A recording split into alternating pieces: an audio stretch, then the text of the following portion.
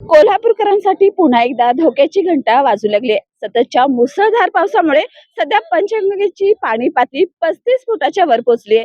संत गतीने पाणी पातळी धोक्याच्या दिशेने वाटचाल करत आहे आणि दुसरीकडे जिल्ह्यातील 56 बंधारे पाण्याखाली गेले आहेत. सतत सुरू असलेल्या पावसामुळे प्रशासनासह कोल्हापूरकरांची धाकधूक वाढली आहे.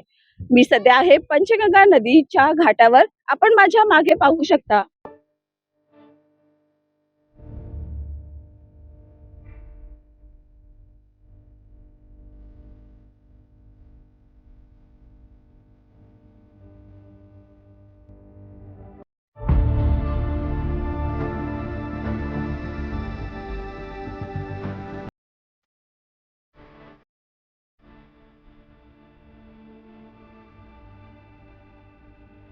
सध्या पावसामुळे दिलासा जरी मिळत असला तरी पाणी पातळीत होणारी वाढ आणि पाण्याखाली गेलेली बंधारे चिंतेचा विषय ठरत आहे.